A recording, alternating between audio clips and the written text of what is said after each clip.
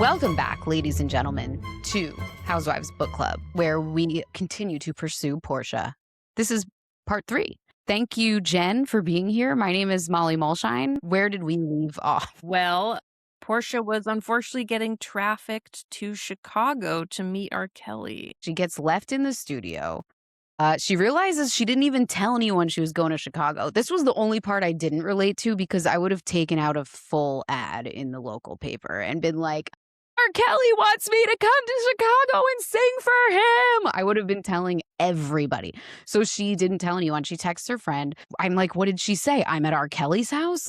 And the friend is like, all right. So she says, I was there to prove I was ready to take my dreams to the next level, but he never even asked me to sing for him. So then he finally shows up in the studio. I think he started singing or maybe doing a little bit. It seems like this was all a pretense to build trust with Porsha, right? Yes. The whole studio thing.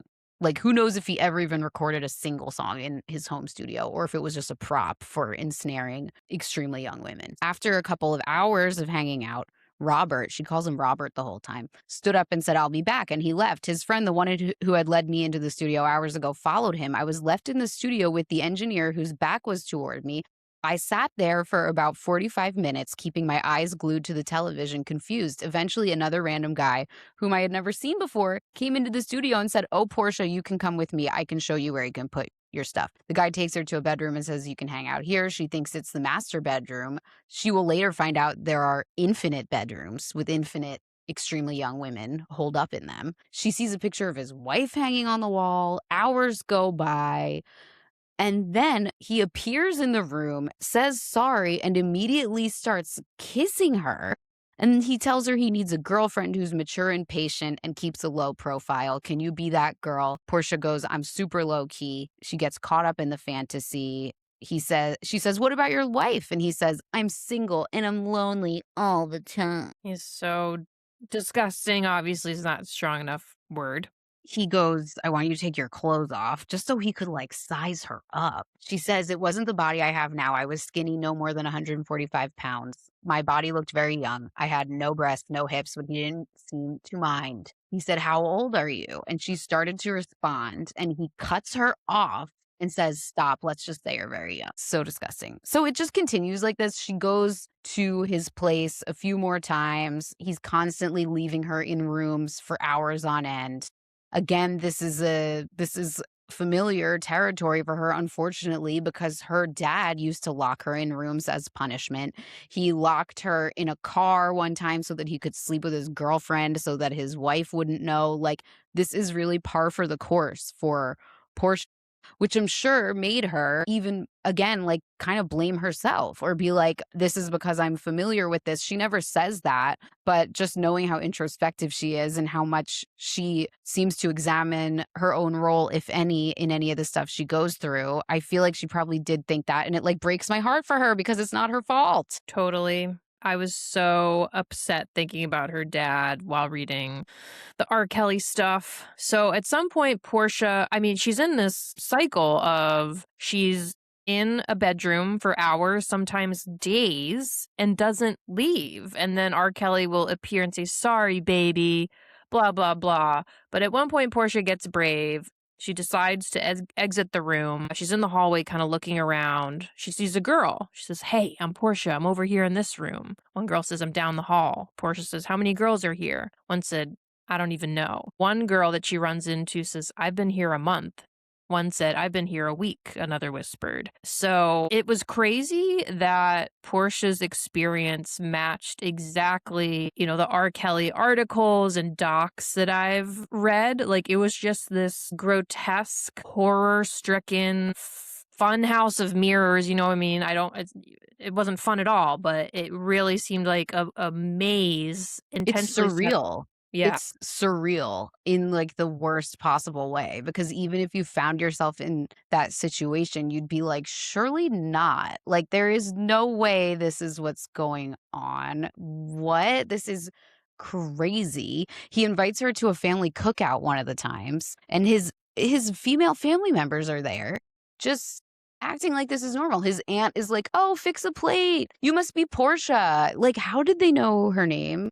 out of all of the girls. Oh, this was funny that she put this in there. When I got to the potato salad, I paused. It was the most yellow potato salad I had ever seen. Wow, is this how they make their potato salad in Chicago with all this mustard? I thought I was hungry, but I wasn't that hungry. You can't eat everybody's potato salad anyway. I know. I loved that jab about the family's potato salad. I know.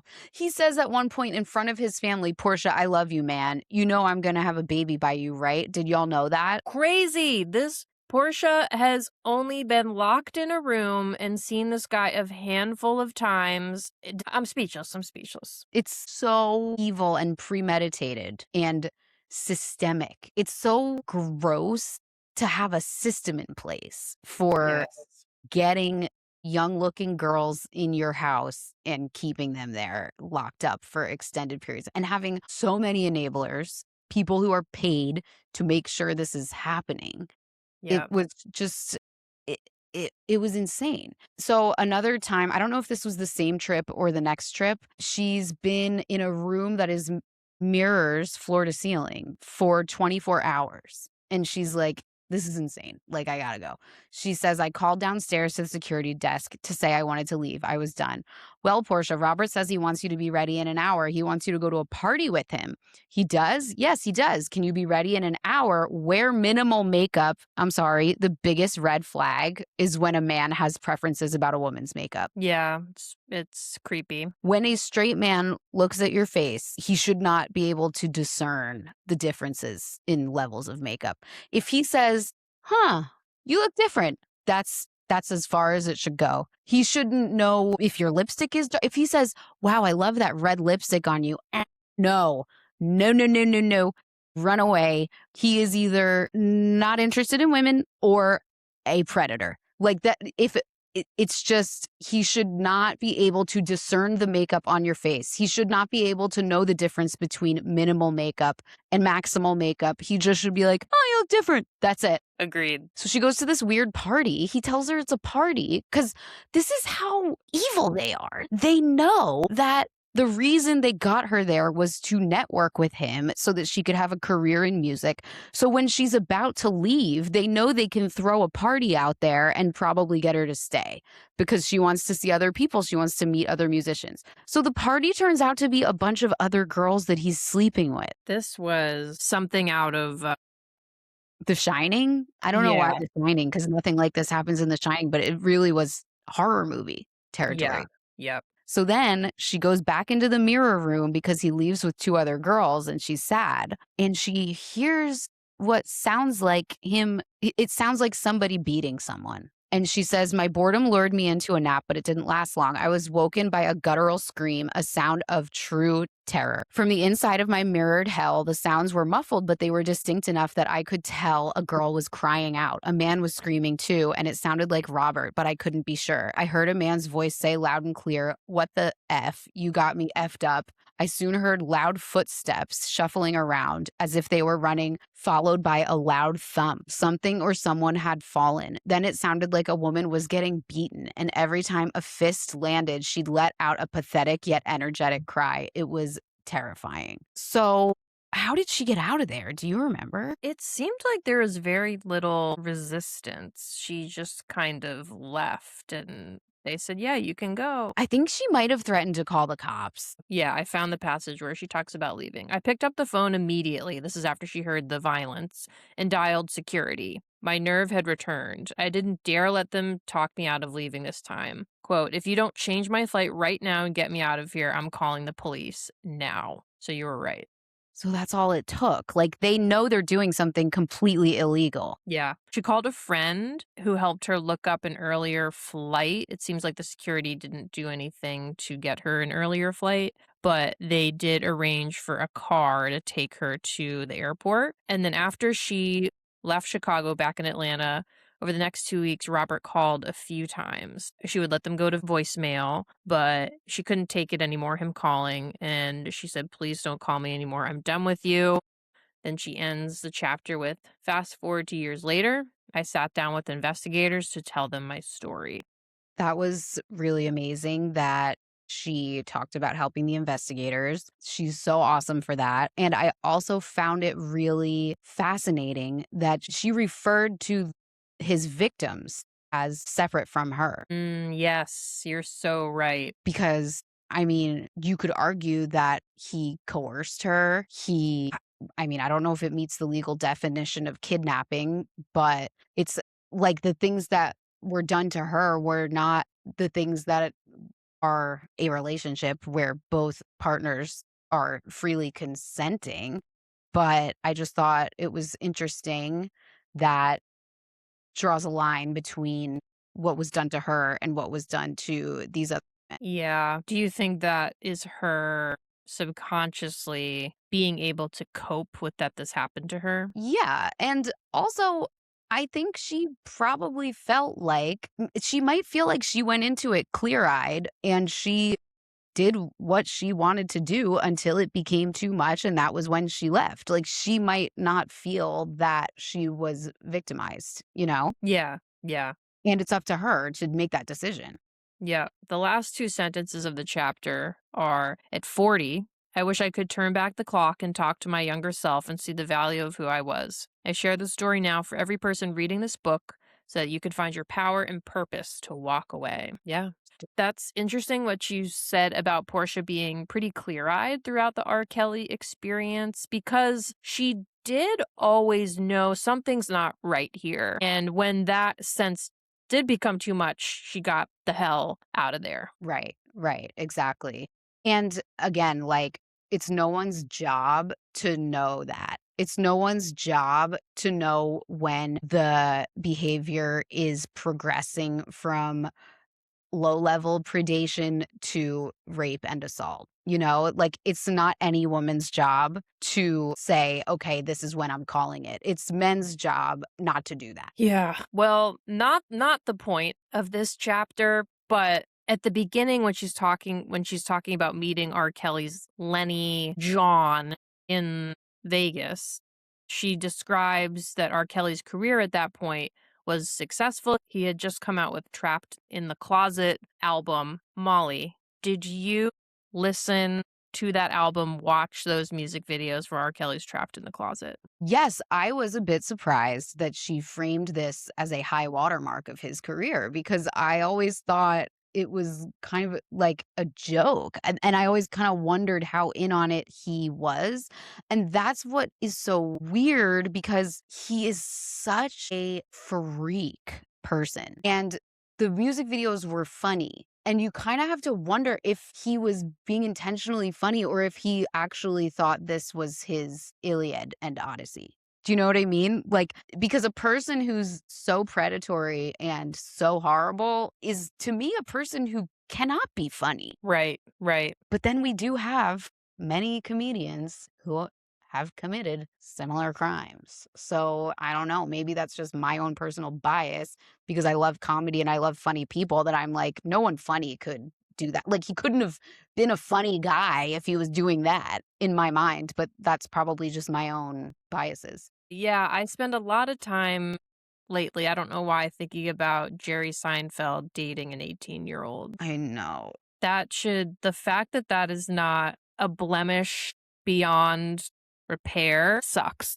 I know. It does come up a lot online though, to be fair. Like people Yeah, but do. I think that's just reaching you and me and our friends because of our Yeah. algorithm, but I think that someone in middle America, someone who is our parents, someone more mainstream and not as involved in Hollyweird Probably weird. is not being reminded constantly that Jerry Seinfeld dated an 18-year-old. She may have been 17 at some point in their courtship, quote, Yeah, courtship, she was. not That the was word. why, because 18 is allowed. It is allowed, you know? And Disgusting. in England, 16 is allowed. Oof. I know. That's the age of consent in the UK. I wonder what it is in Ireland and what it is in Northern Ireland. Do they go with the rest of the UK? It says Ireland 17. And in Northern Ireland, it's 16. So if you go over the border, bleh, ew, I hate. Okay. Anyway, should we wrap chapter 4? Let's be done with Yeah, our let's Kelly. let's fricking close it. Yeah, okay. Chapter 5. Things are looking up a little bit in chapter 5. She's in Buckhead at a club called Tongue and Groove, which I thought was one of the best names of a club I've ever heard in my life. And she hears the voice of God in the club. This is what I'm talking about. This book is so good. We go from an unflinching look at a truly insane story about an American musician who is a criminal, horrible person. Then all of a sudden we're on the dance floor at Tongue and Groove hearing the voice of God. So, okay. She says, I walked across the middle of the dance floor. I felt my body stop all of a sudden. My eyes were wide open, but everything went pitch black. And I knew it wasn't the alcohol because I had only had a couple of drinks. Karen Reed, what's a couple? Come on. This was different every time. 7, 8, 9. 7 and 9. All I had that night was 5 double vodka sodas and 3 shots of tequila. I wasn't drunk. I think she did define a couple that night as 7. And then in the interview, she's like, we're talking about Karen Reed, by the way. When she's sitting in the interview for the HBO cameras, she's like so defensive talking about the amount of drinks she had. And she's like, it wasn't that many drinks. And she like goes down this laundry list that's like a bachelorette party's worth of drinks. And she's like, I wasn't even drunk. It's so funny. Now that's a housewife. I know she could be. Yet they got it. the on Rhode Island. Get her on Rory. Oh my God, yeah. So anyway, Porsha says it wasn't the alcohol because she only had a couple of drinks. This was different. It was supernatural. Drowning out the bass-heavy songs that vibrated through the tucked-away speakers surrounding me, a voice said to me very clearly. Now, Jen, the amount of times I had to reread this sentence trying to understand what it meant. Come out from where you are so you can bring them. Come out from where you are so you can bring them to me. She says, I wasn't shocked or even scared to hear God's voice. It was the most familiar voice I had ever heard, almost like my own. I think it was your own. But what is come out from where you are? Okay, so come out of the woods that you've obviously Portia's been going through a lot of hard times in the last few chapters. Come out from where you are makes sense. So you can bring them to me. Who's them? And this doesn't make sense. I interpreted it as God is saying, come out from where you are, Porsha, and bring them, your potential husbands who are good men, to me. Come out from where you're hiding. You need to be open to love and experience. So come out from where you are so that you are open enough to attract, not even attract, but so that your future husband suitors can find you. Yeah, okay. You can bring that because she is so interested in this idea of like God being in her marriage that it's like, if I marry a man, I will be saving him and bringing him to God. Okay. The only thing I could think of was that she was feeling called to become some sort of minister, bring them to me, but then she doesn't really ever say that. So, okay, bring them to me, bring the husbands to me. All right, I get it. But it's so funny how Old Testament that quote is. It is. It's Moses-esque. Yes. Yeah. Moses of Buckhead. Yeah. So then she starts referring to God as he with the capital H, he and him. He, him. Talk about pronouns. It always. What are God's? Let's litigate God's pronouns. He, him with capital H's. Well, I probably think it's she, her. Well, that is a famous Ellen closer. Yes. I'm sure you know it. I actually don't. I think it's where the oft repeated internet quote comes from. I met God, she was black. That comes from an Ellen closer on an HBO special from either the late 90s or the 2000s. Me and Jess, shout out to Jess, used to watch it like once a week. That's so cute. Yeah. But anyway, he, him, it's always hard for me to read sentences with the capitalized he and him because I can't not read it in a weird voice. So she says, it wasn't until my late 20s that I truly took the time to get to know him and allowed him the opportunity to get to know me, even though he had already knew every intricate part of my being. And more than that, he had designed me to serve him, to honor him, to worship him. Holy shit. I can't make sense of what the sentence says because I'm so focused on the capitalization of the pronouns. Do you know what I mean? You're not used to that from CCD in church? Girl, I didn't go to CCD. I went to Catholic school Monday through Friday, first of all. My apologies. I'm a little sinner over here. I'm freaking junior varsity. But Yeah, I'm not used to it. I still, even when I was in religion class, I would be like, he, him.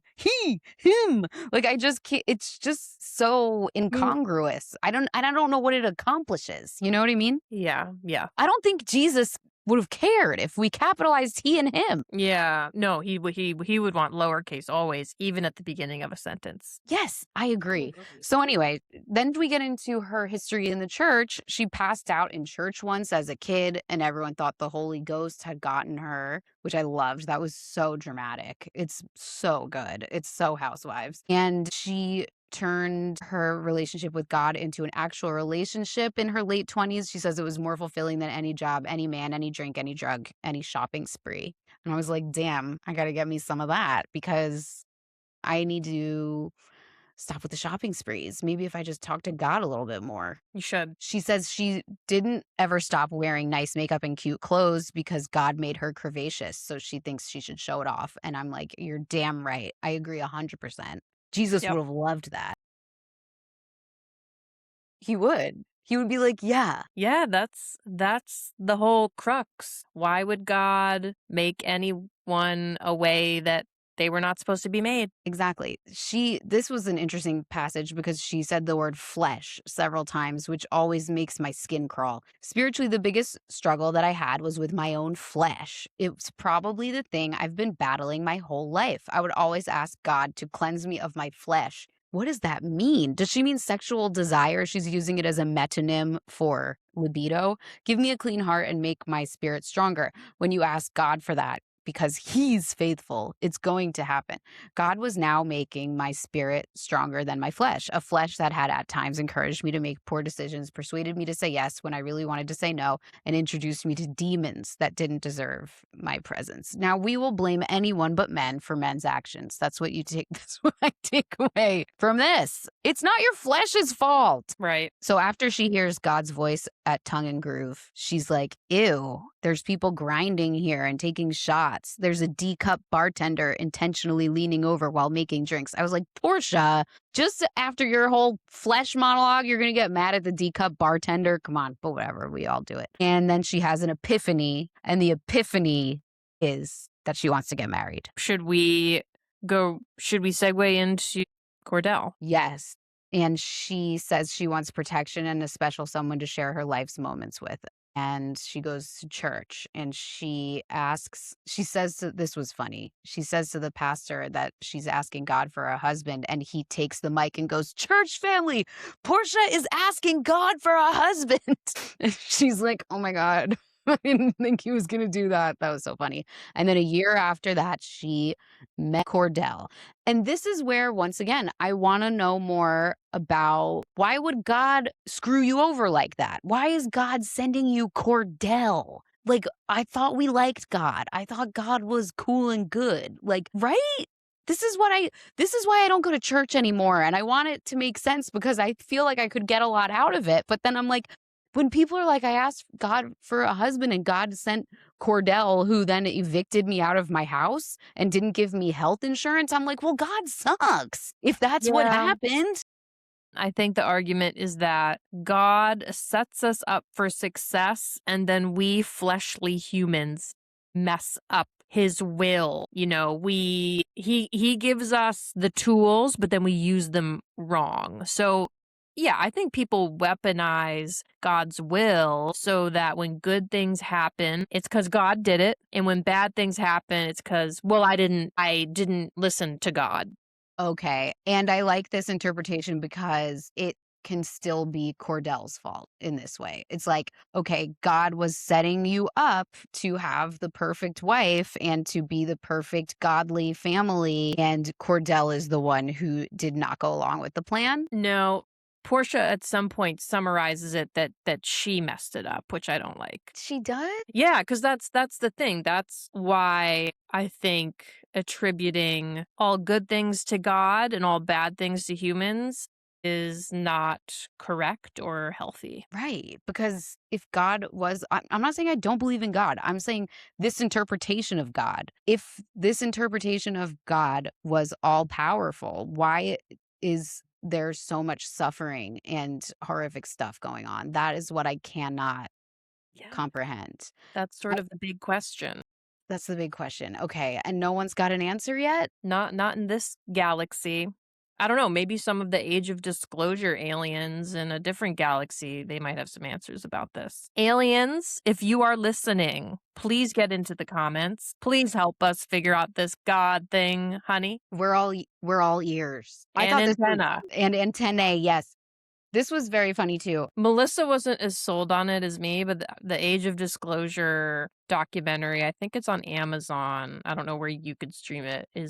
I mean, I believe in aliens, but I thought it was a very compelling case for that they're here and the government knows. Yeah, for sure. There's no possible way that there aren't aliens, but they also might. So, okay, they might be here.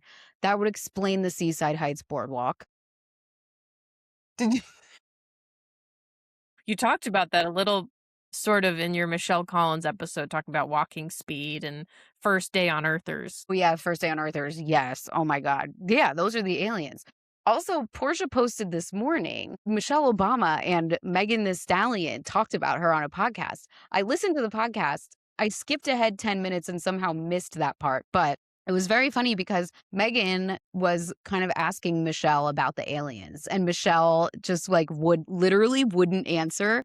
And her male co-host was like, okay, so let's get back to whatever. It was so funny. Like, everyone has to go back and listen to it. It was on Michelle Obama's podcast. It was Is that great. the podcast with her brother? Was that her brother? I've never listened to it before.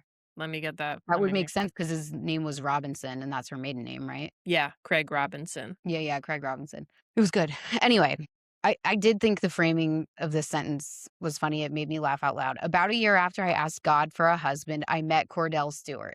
I know it sounds unbelievable, but it's true. It just was like, Porsha. When reading that, I was like, a year? That's kind of a long time. It's a really long time. It's a really long time, first of all. And second of all, really, again, we're going to put Kordell Stewart at God's feet. We're chalking that up to God. I don't know. Now, Sway, we can chalk up to God. Right. The chemistry jumps off the page. Like, God finally clocked in about a year ago. But up till then, him has been asleep at the wheel. Oof. Okay. So she says he was single, Kordell, and never wanted to get married. I didn't pay attention to him because what he didn't know was that in that moment, God had already told me he was going to be my husband. And I'm like, Porsha, we're skipping ahead. We're skipping ahead. God didn't say that. But I understand because I also convince myself of things like that all the time. All the time. 100%. We all have. Yeah. She still is struggling to make payroll on the daycare a lot of the time, and he's helping her, but he's becoming possessive. Also, Lowercase. yeah, Kordell, not divine in any way. She goes to his condo is across the street from hers. And I was like, why does he live in a condo? But then I remembered that he is so possessive and controlling. And I feel like that's a thing with possessive, controlling, maybe not emotionally abusive men is selective cheapness. Do you know what I mean? Like, he is selectively cheap. He lives in a condo. Then after they get married, he's like, okay, fine, I'll buy this giant mansion so that we look like the world's best couple, because that matters to him. But his own personal comfort before he got married, like, didn't matter. And she goes to the condo at one point and he has flowers from his ex, who's his baby mama. Yeah. Who it then turns out that he's still engaged to. The Pursuit of Porsha is full of horrors, but chief among them is this story. Kordell told me that he had used his ex-fiance's ring to create my emerald cut engagement ring. Diabolical. What psychopath recycles an engagement ring from a previous partner to create a ring for your new partner? That is psychopathic. Why do you even have that ring? Because you gave it to her. Like, if I was dating... I can answer you, Molly. He said, yeah, I got a good deal on this ring. He tried to persist. He's horrible. And they overlap, by the way. She has already met his kid, who he shares with the ex before he even breaks up with the ex. So then he breaks up with her, breaks off the engagement. Then he takes the ring back from the ex and melts it down into a new ring for Porsha. That is just such bad juju is not remotely serious enough of a statement. The guy's crazy. And this is what I'm talking about with selectively cheap. Like, he's like, I want you to have this stupendous ring. So I'm going to take it off of her and melt it down into a new ring for you. Let's talk about how much their wedding cost. Do you How much? remember? Kordell paid for our $3 million wedding. That's How? really hard to do. Yeah, that is wild. They had like a picture perfect wedding, though. It was in the St. Regis of Atlanta. And it sounds like it was really nice. And I was like, yeah, that This would was work. in 2011, I think. That was even more then. That was even more money then. Yeah, that's wild. But that plays into the selective cheapness. Like, there's something about him throwing the hell down for a performative wedding that is toxic. When he lives in a condo, Yeah. it's all about appearances with him. Well, about the condo, I mean, across the street, that's insane. But he was in the NFL and he didn't play for Atlanta. Yeah, but he was out by this time. You're right. Yeah, he was doing commentating. My bad. Now, I have done a lot of research on his NFL years and many other aspects of Cordell's life. So I think we're going to have to end this one here because there's still so much more to talk about. We're mid chapter 6. We're still only at the midpoint of the book, and this is part 3. I pray to God, I pray to him that we will only have one more episode because it's too much. It's too There's much. But something very Bob Dylan about your he, him. him. Like a rolling stone. Him. Yeah.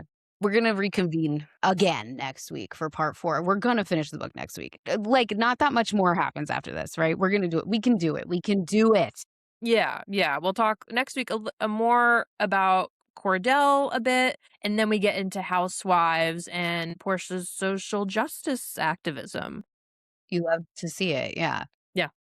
All right. Well, rate and review us on Apple Podcasts and leave a comment on Spotify and a good rating. Engage in some way. Yeah. Send us also, please feel free to message us on Instagram at Molly Mulshine. Is that your handle? Yes. At Molly Mulshine, at Hey Jen Keefe, and tell us what books you want us to read next. I know. We really have to pick because we were going to do maybe Vicky Gunvalson, but the funny thing about Vicky is she has written like 5 or 6 books and no one has read them. If you look up the Goodreads ratings on Vicky's books, it's like a fart in the wind. Like no one is reading Vicky's books, which is so weird. She has a book called Life After Work, Gaining Financial Peace in Retirement, and it's got 5 reviews on Amazon. That's so weird. That's really bad. I've been thinking about us maybe reading You Better Believe I'm Gonna Talk About It by Lisa Rinna. Yeah. That could be a good one. But we've done 2 Beverly Hillsers already. You're right. That's why I'm asking you listeners, message us, please. Help us figure out what we should read next. Maybe we should do a New Yorker. Yeah, The Widow's Guide to Sex and Dating, I think, is the answer. Well, that's not a memoir, though. Oh, is that a fiction? Yeah, it's a work of fiction, yeah.